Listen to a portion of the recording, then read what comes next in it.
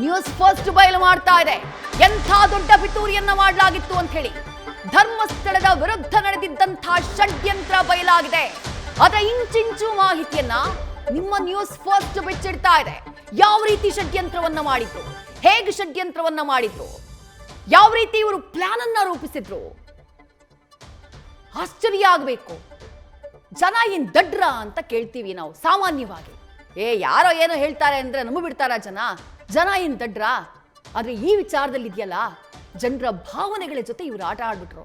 ಜನರನ್ನ ದಡ್ರನ್ನ ಮಾಡ್ಬಿಟ್ರು. ಜನ ಒಪ್ಕೊಳ್ಬೇಕು, ಹೌದು ನಾವು ದಡ್ರ ಆದ್ವಿ, ಇವ್ರ ಮಾತುಗಳನ್ನ ನಾವು ನಂಬಿದ್ವಿ, ಒಪ್ಕೊಳ್ಬೇಕು ಜನ ಈಗ. ಯಾಕಂದ್ರೆ ನಂಬಿದ್ರು ಜನ. ಮಾಡಿದ್ದೆಲ್ಲ ಹೇಳಿದ್ದೆಲ್ಲ ಸತ್ಯ ಅಂತ ಮಾಡ್ಕೊಂಡ್ಬಿಟ್ರು ಜನ. ಸೋಷಿಯಲ್ ಮೀಡಿಯಾದಲ್ಲಿರುವಂತಹ ಇನ್ಫ್ಲೂಯೆನ್ಸರ್ಸ್ ಒಬ್ಬೊಬ್ರು ಒಂದಿಡೀ ಗ್ಯಾಂಗ್ ಒಟ್ಟಾಗ್ಬಿಡುತ್ತೆ. ಒಬ್ಬ ವಿಡಿಯೋ ಮಾಡ್ತಾನೆ, ಅದಾದ್ಮೇಲೆ 10-50 ಜನ ಅದೇ ರೀತಿ ವಿಡಿಯೋಗಳನ್ನ ಮಾಡ್ತಾರೆ. ಅದು ಎಲ್ಲಿ ತನಕ? ಯಾವ್ದೋ ಜಯಪ್ರಕಾಶ್ ಗೌಡ ಅಂತೆ, ಆತ ಒಬ್ಬ ಇನ್ಫ್ಲೂಯೆನ್ಸರ್, JP ಗೌಡ ಅಂತೇನೋ ಆತನ ಅಕೌಂಟ್ ಇದೆ. ಆತ ಹೇಳ್ತಾನೆ, ತೆಲುಗಲ್ಲಿ ವಿಡಿಯೋ ಮಾಡಿ, ತೆಲುಗು ಇನ್ಫ್ಲೂಯೆನ್ಸರ್ಸ್ ಇದ್ರ ಬಗ್ಗೆ ವಿಡಿಯೋ ಮಾಡಿ ಇಂಥದ್ದೊಂದು ದೊಡ್ಡ ಕೇಸ್ ಆಗಿದೆ, ಇಷ್ಟೊಂದು ಅಧರ್ಮದ ಕೆಲಸ ಆಗಿದೆ. ಅಲ್ಲೆಲ್ಲೋ ವಿಡಿಯೋಗಳನ್ನು ಮಾಡ್ತಾರೆ, ಅಲ್ಲಿ ಚಾನೆಲ್ಗಳಲ್ಲಿ ಓಡಿಸ್ತಾರೆ. ಕೇರಳದಲ್ಲಿ ಇನ್ನೂ ಕೂಡ ಇದೇ ವಿಚಾರವಾಗಿ ಮಾತನಾಡ್ತಿದ್ದಾರೆ. ಇಲ್ಲ ಸಲ್ಲದ ಆರೋಪ. ಈಗ ಸತ್ಯ ಹೊರಗಡೆ ಬರ್ತಾ ಇದೆಯಲ್ಲ, ಈಗಲೂ ಹೋಗಿ ಅವ್ರ ಚಾನೆಲ್ಗಳನ್ನ ಹಾಕಿ. ಇಲ್ಲಿ ಹೊರಗಡೆ ಬರ್ತಾ ಇರುವಂತಹ ಸತ್ಯ, ಆ ಸತ್ಯನ ಒಪ್ಕೊಳ್ಳೋದಕ್ಕೆ ಅಲ್ಲಿನ ಮಾಧ್ಯಮಗಳು ಸಿದ್ಧ ಇಲ್ಲ.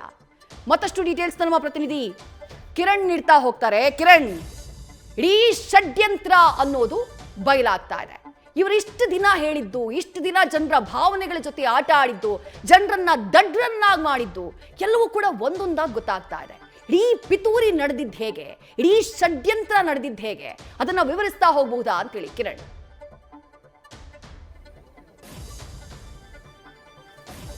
ವಿದ್ಯಾ, ಈ ಒಂದು ದೂರುದಾರನನ್ನ ಯಾವ ರೀತಿ ಬಳಕೆ ಮಾಡಬಹುದು ಅನ್ನೋದಕ್ಕೆ ಇದೊಂದು ಪರ್ಫೆಕ್ಟ್ ಎಕ್ಸಾಂಪಲ್ ಅಂತಲೇ ಹೇಳ್ಬೋದು.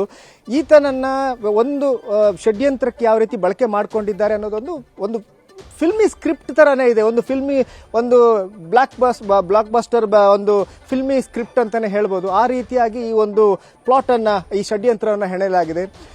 ಈ ದೂರುದಾರ ಏನಿದ್ದಾನೆ ಚೆನ್ನ, ಈತ ಮಂಡ್ಯದಿಂದ ಹೋಗಿ ನೆಲೆಸಿದ್ದು ತಮಿಳುನಾಡಿನ ಈರೋಡ್ ಬಳಿಯಂತಹ ಚಿಕ್ಕ ಅರಸಿಪಾಳ್ಯ ಅನ್ನುವ ಒಂದು ಹಳ್ಳಿಯಲ್ಲಿ ಹೋಗಿ ನೆಲೆಸ್ತಾನೆ. ಅಲ್ಲಿಂದನೇ ಒಂದು ಫ್ಯಾಕ್ಟ್ರಿಗೆ ಕೆಲಸಕ್ಕೆ ಹೋಗ್ತಾ ಇರ್ತಾನೆ. ಆದರೆ 2 ವರ್ಷದ ಹಿಂದೆ ಆತ ಮತ್ತೆ ಮರಳಿ ಉಜಿರೆಗೆ ಬರ್ತಾನೆ. ಉಜಿರೆಯಲ್ಲಿ ಬಂದು ಇಲ್ಲಿಯ ಒಂದು ಪಂಚಾಯಿತಿಯಲ್ಲಿರುವಂಥ ಸಫಾಯಿ ಕರ್ಮಚಾರಿಯಾಗಿ ಕೆಲಸಕ್ಕೆ ಸೇರ್ತಾನೆ. ಅಂದರೆ ಅದು ಪರ್ಮನೆಂಟ್ ಅಲ್ಲ, ಬೇರೆಯವರ ಕಾಂಟ್ರಾಕ್ಟಲ್ಲಿ ಆತ ಬಂದು ಸೇರ್ಕೊಂಡಿರ್ತಾನೆ. ಆ ಸಂದರ್ಭದಲ್ಲಿ ಸೂತ್ರಧಾರಿ, ಈ ಎಲ್ಲ ಷಡ್ಯಂತ್ರದ ಒಬ್ಬ ಸೂತ್ರಧಾರಿ ಆತನನ್ನ ನೋಡ್ತಾನೆ. ಆತ ಧರ್ಮಸ್ಥಳದಲ್ಲಿ ಸಫಾಯಿ ಕರ್ಮಚಾರಿ ಆಗಿರೋದು ಆತನಿಗೆ ಗೊತ್ತಿರುತ್ತೆ. ಈ ಹಿನ್ನೆಲೆಯಲ್ಲಿ ಆತನನ್ನ ಮಾತಾಡಿಸ್ಕೊಂಡು ಆತನನ್ನ ಇನ್ನೊಬ್ಬ ಸೂತ್ರಧಾರಿ ಹತ್ರ ಕರ್ಕೊಂಡು ಹೋಗ್ತಾರೆ.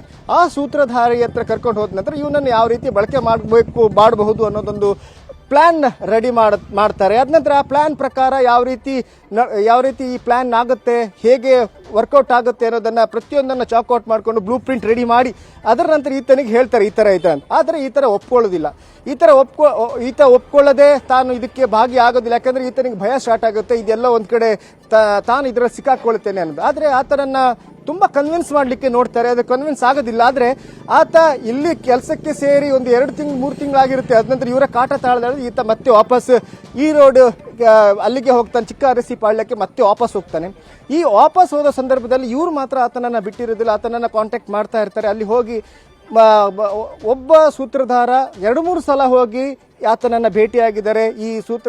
ಈ ದೂರುದಾರ ಚೆನ್ನ ಯಾರಿದ್ದಾನೆ ಆತನನ್ನ ಹೋಗಿ ಭೇಟಿ ಆಗ್ತಾನೆ, ಆತನನ್ನ ಕನ್ವಿನ್ಸ್ ಮಾಡ್ಲಿಕ್ಕೆ ನೋಡ್ತಾನೆ. ಹಣದ ಆಮಿಷ ಕೊಡ್ತಾರೆ. ಸರಿಸುಮಾರು 2 ವರ್ಷದಲ್ಲಿ ಆತನ ಅಕೌಂಟಿಗೆ 3 ಲಕ್ಷದವರೆಗೆ ಹಣ ಹಾಕಿದ್ದಾರೆ. ಹಂತವಾಗಿ ಹಾಕಿದ್ದಾರೆ. ಯಾಕಂದ್ರೆ ಆತ ಕನ್ವಿನ್ಸ್ ಆಗ್ತಾ ಇರೋದಿಲ್ಲ. ಆತ ಕನ್ವಿನ್ಸ್ ಮಾಡ್ಲಿಕ್ಕೆ ಹಣದ ಆಮಿಷ ಕೊಡ್ತಾರೆ. ಒಂದ್ಸಲ 10,000, 15,000, 20,000, 50,000 ಹಾಗೆ ಹಾಕಿ ಆತನಿಗೆ ಅಕೌಂಟ್ಗೆ ಸರಿಸುಮಾರು ಅಪ್ರಾಕ್ಸಿಮೇಟ್ಲಿ 3 ಲಕ್ಷ ತನಕ ಬಂದಿದೆ ಅನ್ನೋದೊಂದು ಮಾಹಿತಿ ಇದೆ.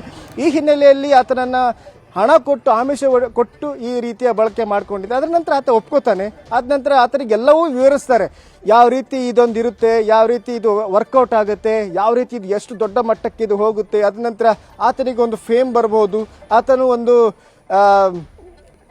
ಈ ಒಂದು ಪ್ಲಾಟಿನ ಒಂದು ಅದಾಗೆ ಫೇಮ್ ಬರ್ಬೋದು. ಆತ ಏನಂತ ಹೇಳ್ತಾರೆ, ದೌರ್ಜನ್ಯದವನ್ನು ಬಯಲಿಗೆಳೆದಂಥ ಒಂದು ಇದಾಗಿ ನಾಯಕನಾಗಿ ಬರ್ಬೋದು ಅನ್ನೋದನ್ನು ಆತನ ಹೇಳ್ತಾರೆ. ಆದರೆ ಆತ ಅದನ್ನೆಲ್ಲ ಒಪ್ಕೊಳ್ಳಲ್ಲ. ಆದ್ರೂ ಪೂರ ಆತ ಹಣದ ಆಮಿಷಗೋಸ್ಕರ ಒಪ್ಕೊಂಡು ವಾಪಸ್ ಮುಂದೆ ಬರ್ತಾನೆ. ಅದ ನಂತರ ಇದೆಲ್ಲ ಪ್ಲಾಟ್ ಸ್ಟಾರ್ಟ್ ಆಗುತ್ತೆ.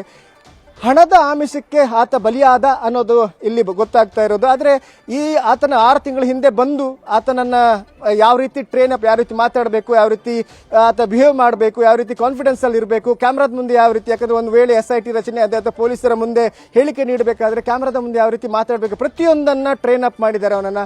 ಹಾಗೆ ಹಾರ್ಡ್ ಕೋರ್ ಆಗಿ ಟ್ರೈನ್ ಅಪ್ ಆದ ನಂತರ ಆತನನ್ನು ಮುಂದೆ ತರಿಸಿರುವಂಥದ್ದು. ಅದಕ್ಕಿಂತ ಮೊದಲು ಡೆಲ್ಲಿಗೂ ಹೋಗಿದ್ದಾರೆ, ಡೆಲ್ಲಿಗೂ ಆತನನ್ನು ಕರ್ಕೊಂಡು ಹೋಗಿದ್ದಾರೆ ಅನ್ನೋದು ಮಾಹಿತಿ ಇದೆ. ಬುರುಡೆ ಯಾರು ತಂದಿದ್ರು ಅನ್ನೋದ್ರ ಬಗ್ಗೆ ಈಗಾಗಲೇ ಪೊಲೀಸರ ಹತ್ರ, SIT ಅಧಿಕಾರಿಗಳ ಹತ್ರ ರಿವೀಲ್ ಮಾಡಿದ್ದಾನೆ. ವಿದ್ಯಾ, ನ್ಯೂಸ್ ಫಸ್ಟ್ ನಿರ್ಭೀತಿಯಿಂದ ನಿಮ್ಮ ಪರವಾಗಿ.